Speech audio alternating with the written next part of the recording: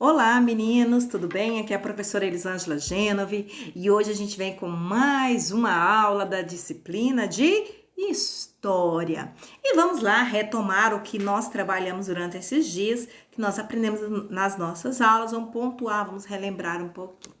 Então, a primeira coisa que nós iremos relembrar sobre o tempo e a história é o que é a história? Quais os sentidos dessa palavra? Para que serve o saber histórico? Como fazemos história? Muitos de vocês, durante as nossas aulas, falam assim: professor, história é aquilo que é deixado para gerações futuras, história é aquilo que é escrito, história é o fato acontecido. Vocês levantaram um monte de questionamento. E aqui a gente vai pontuar e vamos colocar aquilo que nós trabalhamos em sala e vai ser pontuado aqui junto com vocês. Tudo bem? Bom, de forma bem clara, assim, professora, o que é história? Então, o que é história? História é a ciência que estuda a ação humana ao longo dos tempos. O estudo dessas ações humanas, ela ocorre por meio da análise dos vestígios deixados, né, que sobreviveram ao longo do tempo. E aí vocês me perguntam: professora, quem é que faz essa análise? Quem tem esse olhar da história? Quem tem o papel de estudar a história é o historiador. Então, quem é o historiador? É o especialista que estuda essa história, investiga e interpreta criticamente os acontecimentos, buscando resgatar a memória da humanidade e ampliar a compreensão da condição humana. Então, o historiador ele tem um papel fundamental na busca de dar sentido para a história acontecida, da história como fato vivido, que a gente vai estudar isso também. Bom, e como que ele faz esse estudo dessa história? De que forma que ele analisa essa história? Ele analisa a história através das fontes históricas. Mas aí você me pergunta, eu tenho a fonte escrita e as fontes não escritas. Numa cultura, no mesmo tempo e lugar, pode conviver diferentes histórias relacionadas ao passado. Em nossa sociedade, além da história investigada, analisada e escrita pelo historiador, existem as tradições orais, aquelas contadas pelos nossos avós. Gente, quem nunca ouviu a história dos avós? Eu ouvi uma da minha mãe, que eu conto para meus filhos, e já contei muito para vocês que foram meus alunos, né? Que é a história da paquera, a história do quadro, que foi a história que eu ouvi, né? Dos meus antepassados. Então, essas histórias, por exemplo, que elas são contadas, elas são fantasiosas. E aí eu tenho a história fictícia, a gente vai ver aqui agorinha. Por outro lado, tem aquelas influenciadas pela cultura europeia, ocidental. Há uma supervalorização da escrita e da razão. Dessa forma, para todo e qualquer fato, relato ou escrito, existe o eurocentrismo, então a Europa como centro de tudo. Mas voltando aqui para o material que o historiador utiliza para estudar, né, a ação do homem ao longo do tempo, que são as fontes históricas, que são as fontes escritas e as não escritas. Aí você me pergunta, professora, o que são as fontes escritas? São os manuscritos, as inscrições, os livros, revistas, documentos diversos, cartas, jornais. Todos esses são documentos históricos produzidos pelo homem e que servem como vestígios da ação do homem ao longo do tempo e é uma fonte de estudo do historiador. E aqui nós temos aqui uma escrita cuneiforme, uma escrita hieroglífica. E esse registro escrito, o historiador analisa e descobre, né? Como que esses povos viviam, o que eles faziam, de que forma que eles adoravam ou representavam o comércio. Então, o historiador ele vai analisar essas fontes escritas. Já as fontes não escritas são as pinturas, as esculturas, as vestimentas, os adornos, as armas, os utensílios, os vasos de cerâmicas. Aí você me pergunta, professora, aquele labirinto da história, ele é um vestígio também de investigação do historiador? As pirâmides é um vestígio de investigação do historiador? Eles também são vestígios não escritos. Além da fonte escrita e da não escrita, nós temos também a história oral, que é aquela passado oralmente, que eu contei até para vocês, aquilo que meus avós contavam para mim, contando, né, os fatos que aconteciam lá no tempo do meu bisavô, meu tataravô. Então, a história oral, ela é o depoimento de pessoas, entrevistas realizadas pelo historiador. Pode ser o registro da memória individual ou da memória coletiva. E é uma fonte muito importante ser registrada porque ela vai servir para a posteridade entender e compreender a ação do homem ao longo desse tempo. O sentido da palavra história. Eu tenho a história como ficção, processo vivido e processo conhecimento. E aí você pergunta, professora, aquela história como ficção, aquela história de filmes? Sim, livros, filmes, novelas, seriados. Mas aí você me pergunta, professora, a história como ficção ela é real? Ela não é real. Aí você pergunta de novo, e aqueles filmes que falam assim, baseados em fatos reais? Bom, eu tenho a história como ficção em filmes que eles são baseados, nem tudo ali é real. Mas peraí, professora, mas tem algumas coisas que são reais. Sim, por isso que é falado baseado em fatos reais. Se eu vou contar uma história ali igual aquele que eu adoro, aquele filme, gente, A Múmia. Gente, o cara que fez aquela representação, ele foi muito fiel, né, aos fatos. Mas ele tem um imaginário muito grande onde que a múmia ia reviver. De forma alguma, né? Mas ali existe toda uma ficção por detrás, um fato que ele não é real. Mas os fatos são verdadeiros. O cenário, a remontagem do tempo, como que era aquele período, todo esse contexto, ele é real. Então, por isso que falo baseado em fatos reais. Bom, a história do processo vivido é aquela história da memória, da recordação das pessoas. E ela é muito pessoal. E não só pessoal, mas também coletiva. E esses registros, eles ficam para a posteridade. E quem faz esse registro desse processo vivido?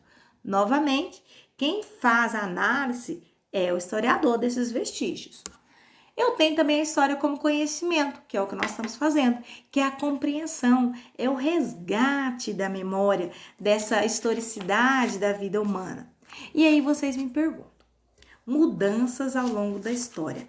As mudanças ao longo da história foram várias mudanças ao longo da história. E das mais diversas culturas, eles tinham uma forma diferente de recuperar a história. De que forma, professora? Analisar os registros de memórias vividos e contar os eventos passados. Analisar as ações humanas e suas trajetórias. Assim, as diferentes sociedades do planeta a tempo produzem e disseminam a história de forma diferente. Apesar da história como disciplina ser baseada na investigação científica, existem, né, muitos vestígios, né, que ela não é bem considerada como uma ciência. E aí que entra o papel do historiador, olhar esse vestígio de forma crítica, questionar sobre a passagem dela, sobre a autenticidade dela nos acontecimentos passados. Diferentes histórias, essas diferentes histórias que são narradas pelo mundo e são disseminadas, saberes diferentes, aí vocês se perguntam, professora, como pensamos no termo história? Normalmente a gente associa a história com ciência, como eu falei para vocês, aquela que é escrita por historiadores e se debruçam sobre o passado, descrevendo ou analisados em livros. Mas, na verdade, a história ela é cotidiana, construída por todos nós o tempo todo. Então, no entanto, ela pode ser entendida como resultado das ações humanas. Ao longo do tempo, elas são modificadas, são construídas e existe um olhar diferente, um olhar pessoal para esse passado. E aí, esse olhar pessoal para o passado, ele vai diferenciar de povos para povos. Os gregos, eles relacionavam o passado vinculando a mitologia. Então, os contos heróicos, né, a história deles eram baseados na mitologia, né, seres que tinham poderes de sobreviver a guerras e entre guerras. Então, as pessoas que atuam diretamente na construção dessa história, elas são chamadas de sujeitos. Então, os sujeitos aqui, os sujeitos históricos na Grécia, eles eram heróicos, né? Eles eram um mito. E já lá, professora, na Idade Média. Na Idade Média, a história ela era contada, ela era passada essa produção histórica pela Igreja Católica. Então, a Igreja Católica, ela tinha o poder de disseminar o pensamento histórico, o que aconteceu na posteridade. Lembra que eu falei para vocês que história é olhar o passado com o olhar do presente para projetar o futuro. Então, na Idade Média, o pensamento, o olhar do passado era o olhar da igreja. Então, eles tinham um pensamento à frente, um pensamento religioso, voltado para a religião. Já na África Ocidental, prevalece até os dias de hoje o respeito à figura tradicional do griot, ou os griots, né? Que narram a história de seus antepassados por meio de falas, de contos. Então, eles reuniam assim, sabe? No meio de uma fogueira, e ali reuniam as crianças e até mesmo os adultos. E ali, com os instrumentos musicais, eles contavam, eles narravam a história de seus antepassados. Aí você me pergunta, professora, então, já que nós somos descendentes dos africanos, no Brasil nós temos griot ou griots? Temos. E aí, professora, quem são os griots, griots? Os rappers são os griots? Você me pergunta. Quem gosta da cultura hip hop ou já ouviu, essa palavra, ela não é nova, é muito conhecida. Porque você já deve ter escutado alguma música carregada de referência da cultura africana, que cada linha dela transportava diretamente à terra-mãe. Então, se você já ouviu esse estilo de música, que é o hip hop, né, cantada pelos rappers, eles têm a função de contar a história dos seus antepassados através do canto. Então, nós temos os griots brasileiros. E quem são os griots brasileiros? São os rappers. E aí nós temos essa possibilidade, né, dos rappers contar a história do nosso antepassado, é dar os meios para que possamos buscar saber sobre a nossa história, criando um pensamento crítico em relação a tudo que nos foi dito desde a nossa infância. Então, na África ainda hoje, há o relato, né, que os griots, eles reúnem no meio das fogueiras e contam para as crianças. Aqui também nós temos esse conto da história, né? Que é nas escolas. Esse processo de aculturação. E quando eu falo de aculturação, há aqui meio uma imposição, né? Porque vamos retomar lá atrás que a nossa história ela foi baseada na história europeia, então eurocêntrica, devido à dominação.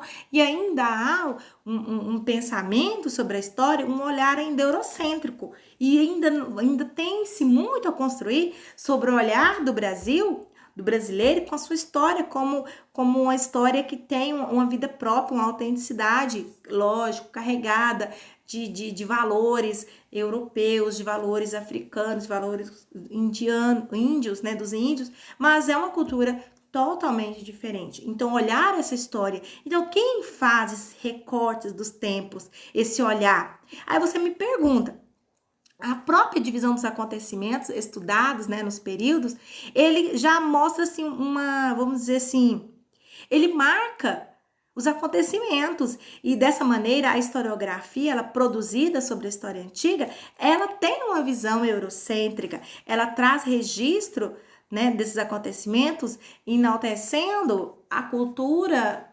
dominante. E eu falei para vocês, a história ela é construída pelos vencedores. E entra aí vocês como agentes dessa história. Então, quem faz a história, professora? Quem faz a história? A história ela não é feita apenas pelos grandes personagens. Ela é feita por todos nós.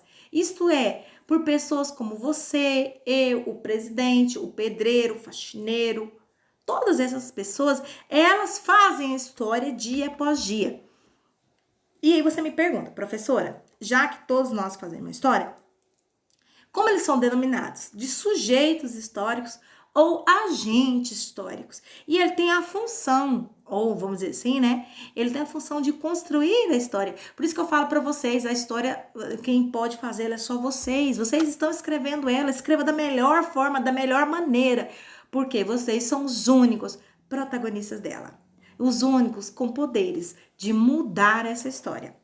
Olhar o passado com o olhar do presente para projetar o futuro. Isso é história. E vocês, agentes da história, têm a função de mudar ela. Não é porque aconteceu antigamente que vai permanecer. E para isso, nós estudamos a história. né, a pré-história, a Idade Média, a Idade Antiga, porque com o olhar do presente. E a gente vai ver aqui agora, então, a periodização histórica.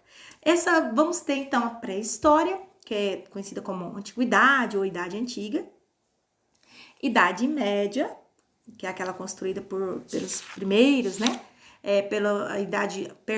Idade Média, onde o pensamento era mediano, medieval, e aí você é um pouco até, vamos dizer assim, errado pensar que naquele momento não houve construção do conhecimento. Houve sim, houve um conhecimento muito avançado para a época, nesse período nós vamos ter a crítica, né? Vai ser o surgimento da razão, a razão enquanto conhecimento, saber, razão do saber. E aí que entra, né? A Idade Média ela foi muito importante para a Idade Moderna. A modernidade ou a Idade Moderna, ela vem construindo também outros saberes. E a Idade Contemporânea que é que nós temos hoje. Ó, anota esse esqueminha no caderno, tá bom? Bom, o que a pré-história estuda, professora? Desde o surgimento do ser humano até o aparecimento da escrita, tá? Agora, na Idade Antiga, do aparecimento da escrita, a queda do Império Romano do Ocidente. Lembra que o Império Romano se dividiu em dois, ocidental e oriental? Então, a queda do Império Romano. Agora, que Idade Média, da queda do Império Romano do Ocidente até a tomada de Constantinopla pelos turcos otomanos. Vamos relembrar que lá no 6º ano, vocês estudaram que essa cidade, Constantinopla, era uma cidade muito importante, também conhecida como Bizâncio, o Império Bizantino, e ela tinha um comércio muito grande, porque ela fazia o comércio entre o Oriente e o Ocidente. E ela foi tomada pelos turcos otomanos. Então, nesse momento que acontece esse fato, nós temos o início da Idade Média.